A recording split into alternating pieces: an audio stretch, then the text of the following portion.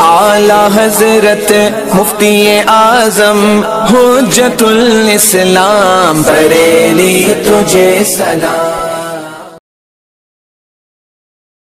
السلام علیکم ورحمۃ اللہ تعالی وبرکاتہ۔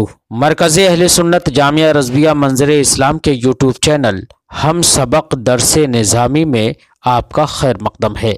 پیارے بچوں، جنہوں نے ہمارے چینل کو اب تک سبسکرائب نہیں کیا ہے وہ ضرور سبسکرائب کر لیں اور بیل آئیکن بھی دبا دیں تاکہ ہر ایک ویڈیو کی نوٹیفیکیشن اپلوڈ کرتے ہی آپ تک پہنچ جائے، اور اپنے ساتھیوں سے بھی شیئر کریں۔ بات پسند آئے تو لائک بھی کریں اور اپنے قلبی تأثر کو کمنٹ کر کے ضرور بتائیں۔ اب آپ کے سامنے جامعہ رضویہ منظر اسلام کے ایک اہم اور ماہر استاد حضرت مولانا مفتی محمد ابراہیم صاحب قبلہ ہدایہ کا درس دیں گے۔ آپ ان کی گفتگو کو بغور سماعت فرمائیں۔ بسم اللہ الرحمن الرحیم۔ وَإِذَا وَصَفَ الطَّلَاقَ بِضَرْبٍ مِّنَ الزِّيَادَةِ وَالشِّدَّةِ كَانَ بَائِنًا مِثْلُ أَن يَقُولَ أَنْتِ طَالِقٌ بَائِنٌ الْبَتَّةَ أو الْبَتَّةَ۔ مسئلہ یہ بیان فرماتے ہیں کہ اگر طلاق کے وصف کو ذکر کیا، مثلا وصف زیادت یا شدت کا ذکر کیا طلاق کے ساتھ، جیسے اس نے کہا انت طالق بائنن، یہ کہا انت طالق البتہ، اور بھی اگلے جملے ذکر کریں گے۔ تو اگر طلاق کے ساتھ کسی وصف زائد کا ذکر کیا، زیادتی ذکر کی، طلاق سے زائد جو وصف ہے یا شدت وغیرہ کا ذکر کیا، ایسی صورت میں اب کون سی طلاق واقع ہوگی؟ تو ہمارے نزدیک اس سے طلاق بائنہ واقع ہوگی۔ کون سی ہوگی؟ طلاق بائن۔ اور امام شافعی یہ فرماتے ہیں کہ طلاق رجعی ہوگی۔ کون سی ہوگی؟ رجعی۔ اور رجعی اس وقت میں ہوگی جب کہ یہ طلاق دینا بعد دخول ہو، طلاق دینا بعد دخول ہو تو اب طلاق رجعی واقع ہوگی۔ دلیل وہ یہ دیتے ہیں کہ طلاق وہی مشروع ہے کہ جس کے بعد رجعت ہو، اس کے بعد رجعت ہو، وہی طلاق مشروع ہے۔ یعنی ایسی طلاق مشروع ہے اس حال میں کہ اس کے بعد رجعت کرنا جائز ہو، اور اگر طلاق بائن واقع ہو گئی تب تو رجعت کا کوئی مسئلہ ہی نہیں رہ جاتا اور یہ جائز نہیں ہے۔ لہذا شوہر کا اس کو بینونت سے متصف کرنا یہ خلاف مشروع ہے، چونکہ بائنہ طلاق کے بعد رجعت باقی نہیں رہتی، اور طلاق اس حال میں مشروع ہے کہ اس کے بعد رجعت ہو، اس لیے طلاق بائن کا ذکر جو ہے یہ لغو ہو جائے گا۔ ٹھیک ہے؟ اور یہ ایسے ہی ہوگا جیسے کہ کسی انسان نے یہ کہا انت طالق علی اللہ رجعت لی علیکی، تجھے طلاق اس شرط کے ساتھ کہ مجھے تجھ پر کوئی رجعت کا حق نہیں ہوگا۔ تو اگر اس طریقے سے اس نے یہ جملہ کہا تو اب طلاق رجعی واقع ہوگی، اور اس کے منع کرنے کی بنیاد پر بھی اس کا جو رجعت کا حق ہے وہ ساقط نہیں ہوگا، بلکہ اب بھی یہ رجعت کر سکتا ہے۔ امام شافعی کہتے ہیں کہ مشروع جو طلاق ہے وہ طلاق رجعی ہے، اور صفت بینونت یہ تو زائد چیز کو ذکر کرنا ہے، خلاف مشروع کام ہے، اور یہ اس کا حکم نہیں ہوگا۔ ٹھیک ہے؟ امام اعظم کے نزدیک طلاق جو واقع ہوگی وہ بائنہ ہوگی، اور ان کی دلیل یہ ہے کہ شوہر نے جو موصوف کیا ہے طلاق کو ایسی چیز سے موصوف کیا ہے کہ لفظ جس کا احتمال رکھتا ہے، لفظ اس کا احتمال رکھتا ہے۔ کیا یہی وجہ ہے کہ بینونت دخول سے پہلے اور عدت کے بعد اسی لفظ سے حاصل ہوتی ہے؟ کیا اسی سے حاصل ہوتی ہے کہ اگر دخول سے پہلے عورت کو طلاق دے دی تو طلاق بائنہ ہوتی ہے نا، تو اسی سے تو واقع ہو جاتی ہے۔ یا اگر رجعی بھی دی لیکن عورت عدت گزار میں تو عدت کے بعد بھی وہ بائنہ کے حکم میں ہو جاتی ہے، نکاح سے بالکل نکل جاتی ہے، تو اس کا حصول بھی تو اسی کے ذریعے سے ہوتا ہے۔ لہذا یہ وصف جو ہوگا وہ دو محتمل چیزوں میں سے ایک کو ثابت کرنے کے لیے ہوگا۔ دو محتمل کیا؟ بائن اور رجعی، ان دونوں میں سے کسی ایک کو ثابت کرنے کے لیے ہوگا۔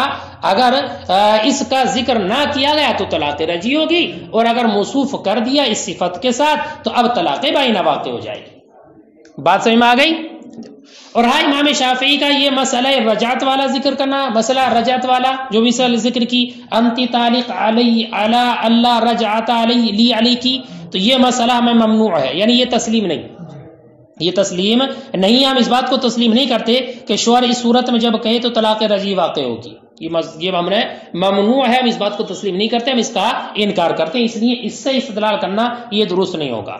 لہذا اس سے طلاق بائنہ واقع ہوگی جبکہ اس کی کوئی نیت نہ ہو۔ کیا یہ جملہ کہا اس نے اور کوئی نیت نہیں کی، یا دو طلاق کی نیت کر لی، تو اب جو طلاق واقع ہوگی وہ ایک طلاق بائنہ ہوگی۔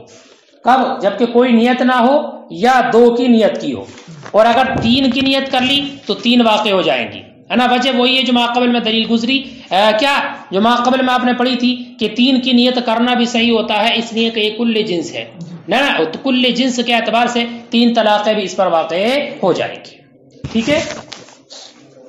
وَإِذَا وَصَفَ الطَّلَاقَ بِضَرْبٍ مِّنَ الزِّيَادَةِ، اور جب طلاق کو موصوف کیا کسی زیادتی سے یا شدت سے، کانا بائنا، تو وہ طلاق بائنہ ہوگی، مثل ان یقول، مثلا وہ کہے انتی طالق بائن البتہ، وقال الشافعی، امام شافعی نے فرمایا یقع رجعیا، واقع ہوگی ایک رجعی طلاق، اذا کان بعد الدخول، جبکہ دخول کے بعد ہو۔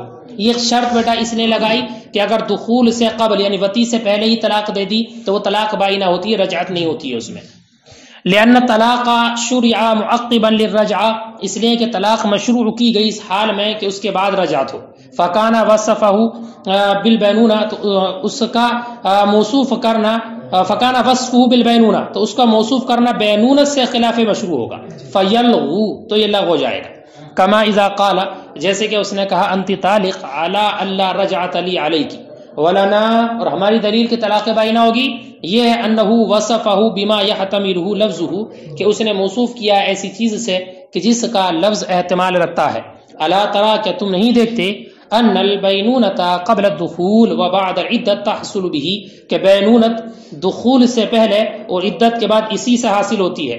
فیکون هذا الوصف لتعیین احد المحتملین، تو یہ وصف دو محتمل میں سے کسی ایک کو معین کرنے کے لیے ہوگا۔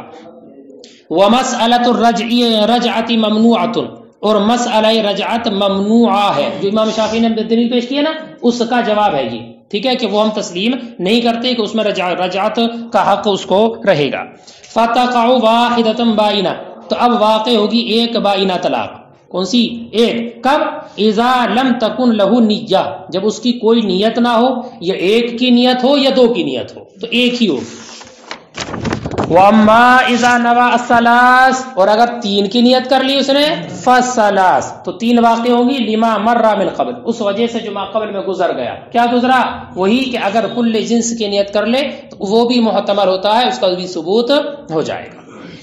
ولو عنا بقوله انت طالق واحدۃ وبقوله بائن او البتۃ اخرى یقع تطلیقتان بائنتان، سنو، فرماتے ہیں اگر اس نے یہ کہا انتی طالق بائن، اور کہتا یہ ہے کہ میری مراد انتی طالق سے ایک طلاق تھی اور بائن سے دوسری طلاق تھی، یا کہا انتی طالق البتہ، اور کہتا یہ ہے کہ انتی طالق سے ایک طلاق مراد ہے اور البتہ اس سے دوسری طلاق مراد ہے، تو اب اس کی تصدیق کی جائے گی اور عورت پر دو طلاقیں بائنہ پڑ جائیں گی۔ کیا؟ دو طلاقیں بائنہ پڑ جائیں گی۔ اب بیٹا ایسا نہیں ہے کہ انتی طالق جو ہے یہ تو صریح ہے، اس کے ذریعے لفظ طلاق رجعی ہونا چاہیے، اور باتہ یا بائن کے ذریعے طلاق بائنہ، دونوں تو جمع نہیں ہو سکتی، اس لیے جو طلاق بائن ہے نا اسی کے مناسبت سے انتی طالق کے ذریعے جو طلاق پڑے گی وہ بھی طلاق بائنہ ہی ہوگی، کیوں ایسا ہو ہی نہیں سکتا کہ ایک طلاق رجعی پڑ جائے اور ایک بائنہ پڑ جائے اور دونوں کا جمع ہونا، یہ تو جائز نہیں ہے، تو ہو ہی نہیں سکتا ہے، اس لیے اب جو صریح لفظ ہے اس سے بھی بائنہ ہی پڑے گی اسی کی وجہ سے، ٹھیک ہے۔ ولو عنا، اور اگر اس نے مراد لیا اپنے قول انتی طالق واحدہ سے ایک طلاق کو، وبقوله بائن او البتۃ اخرى، اور اپنے قول بائن اور البتہ سے دوسری طلاق کو مراد لیا، یقع تطلیقتان بائنتان، تو اب واقع ہوں گی دو طلاقیں بائنہ۔ کیسی واقع ہوں گی؟ دو طلاقیں بائنہ۔ لأن هذا الوصف يصلح لابتداء طلاق، اس نے کہ یہ وصف بائن اگر عورت سے صرف کہتے انتی بائن، ٹھیک ہے، تو یہ چونکہ ابتدائی ایقاع طلاق کا احتمال رکھتا ہے، صلاحیت رکھتا ہے۔ وقضا، اور ایسے ہی کیا مطلب بائینہ طلاق واقع ہوگی اذا قال انت طالق افحشت طلاق، کا تجھے بہت بری طلاق ہے نا، طلاق میں سب سے بری طلاق افحشت طلاق، تو اگر یہ وصف ذکر کیا ہے تب بھی طلاق بائینہ واقع ہوگی، اس لیے کہ اس نے اس وصف سے موصوف کیا گیا ہے اس کے اثر کے اعتبار سے، کیا نا اثر کا اعتبار وہ بینونت ہے، بائینہ طلاق ہے فی الحال، لہذا انتی طالق افحشت طلاق کہنا ایسے ہی ہے جیسے کہ انتی طالق بائن کہنا۔ وکذالک، اور ایسے ہی بائینہ طلاق واقع ہوگی اذا قال انتی طالق افحشت طلاق لانه انما یوصف بهذا الوصف باعتبار اثره، اس لیے کہ اس وصف سے موصوف کیا گیا ہے اس کے اثر کے اعتبار سے، وهو البینونت، اس کا اثر کیا ہے؟ بینونت، جدا ہونا فی الحال، فصار کقوله بائن، ایسے ہی ہو گیا جیسے کہ اس کا بائن کہنا۔ بات سمجھ آ رہی ہے؟ وقضا، اور ایسے ہی اذا قال اخبث الطلاق او اسواءه، کا انتی طالق اخبث الطلاق، یعنی تجھے سب سے خبیث طلاق، اسواءه یعنی اسوا طلاق سب سے بری طلاق، اس سے بھی طلاق بائنہ واقع ہوگی۔ دلیل وہی ہے جو ما قبل میں ذکر کی گئی کہ اس جیسے وصف سے جو موصوف کیا جاتا ہے اس کے اثر کے اعتبار سے، اور وہ بینونت ہے، یہ بینونت ہے تو اس کا اعتبار کیا جائے گا اور طلاق بائنہ ہوگی، لما ذکرنا، اسی وجہ سے جو ہم نے ذکر کیا۔ وقضا، سب اسی سے متعلق ہے بیٹا، اور ایسے ہی طلاق بائنہ واقع ہوگی کب؟ اذا قال طلاق الشیطان او طلاق البدعت، کا انتی طالق طلاق الشیطان، تجھے طلاق وہ بھی شیطان والی ہے نا، انتی طالق طلاق البدع، سمجھے نہیں؟ تو وصف زائد کا ذکر ہے نا، زیادتی کو ثابت کر رہا ہے وصف، تو اس صورت میں بھی طلاق بائنہ ہی واقع ہوگی۔ دلیل یہ ہے کہ رجعی جو طلاق ہوتی ہے وہ سنت طلاق ہوتی ہے، طلاق رجعی جو ہوتی ہے نا وہ تو سنت طلاق ہوتی ہے، تو اب بدعت طلاق اور طلاق الشیطان یہ بائنہ ہوں گی، کیسی ہوں گی؟ طلاق بائنہ ہوں گی، چونکہ اس نے طلاق شیطان کہا ہے اور طلاق بدعت کہا ہے، تو یہ طلاق جو ہوگی وہ بائنہ ہوگی، چونکہ سنت جو طلاق ہوتی ہے وہ تو رجعت کی طلاق ہوتی ہے، رجعی طلاق ہوتی ہے۔ بات سمجھ آ گئی؟ قاضی امام ابو یوسف نے یہ فرمایا کہ انتی طالق للبدعت، اس نے کہا للبدعت، فرماتے ایسی صورت میں طلاق بائنہ اسی وقت واقع ہوگی جبکہ اس نے طلاق بائنہ کی نیت کی ہو۔ کس کی نیت کی ہو؟ طلاق بائنہ کی، اگر نیت کی ہو تبھی ہوگی ورنہ نہیں۔ دلیل یہ دیتے ہیں اس لیے کہ بدعت کبھی کبھی ایقاع کے اعتبار سے بھی ہو جاتی ہے، کبھی کبھی بدعت طلاق ایقاع کے اعتبار سے بھی ہو جاتی ہے، جیسے کہ آپ نے بابو ایقاع طلاق میں پڑھا ہوگا کہ اگر کسی نے حالت حیض میں طلاق دی تو یہ طلاق دینا بدعت ہے، کیسا ہے؟ بدعت ہے، لیکن یہ طلاق جو بدعت ہے وہ ایقاع کے اعتبار سے ہے، اس لیے طلاق بائن اس سے اسی وقت واقع ہوگی جبکہ نیت ہو، تو نیت کا اعتبار ضروری ہے، ٹھیک ہے؟ وقضا، اور ایسے ہی اذا قال طلاق الشیطان او طلاق البدعت لان الرجعی هو السنہ، اس لیے کہ رجعی وہ سنت ہے، فیکون البدعت وطلاق الشیطان بائنا، تو بدعت یعنی طلاق بدعت طلاق شیطان یہ بائنہ ہوگی۔ وعن ابی یوسف، اور قاضی ابو یوسف سے ہے ان کے قول انتی طالق للبدعہ میں انه لا يكون بائنا الا بالنیہ، کہ بائنہ نہیں ہوگی مگر نیت سے، لان البدعۃ قد تكون من حیث الایقاع، اس لیے کہ طلاق بدعت کبھی ہو جاتی ہے ایقاع کے اعتبار سے بھی، ہے نا، حالت حیض میں، کہ حالت حیض میں اگر طلاق دے دی تو طلاق دینا جو بدعت ہے وہ صرف ایقاع کے اعتبار سے، فلا بد من النیہ، تو اس کے لیے نیت ضروری ہے، سمجھ بات نہیں؟ اور اگر بغیر نیت کے کہا تو رجعی ہوگی۔ وان محمد، اور امام محمد سے ایک روایت ہے وہ سنو، وہ یہ کہتے ہیں کہ جب اس نے انتی طالق للبدعت کہا یا انتی طالق طلاق الشیطان کہا تو ایسی صورت میں اس سے طلاق رجعی ہوگی۔ کون سی ہوگی؟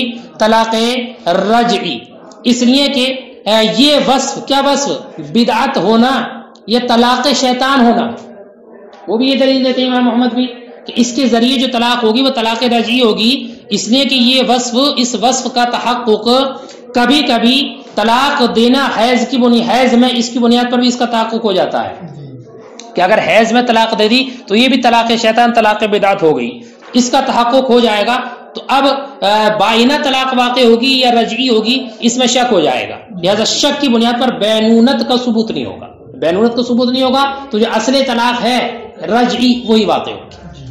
وقال وان محمد، اور امام محمد سے روایت انه اذا قال انت طالق للبدعہ او طلاق الشیطان، है ना, तो ऐसी सूरत में यकून रजइया, कौन सी होगी? रजी, लिअन्ना हाज़ल वस्फ क़द यतहक़्क़क़ु बित्तलाक़ फ़ी हालतिल हैज़, इसलिए कि ये वस्फ मुतहक़्क़क़ हो जाता है हालत हैज़ में तलाक देने से भी।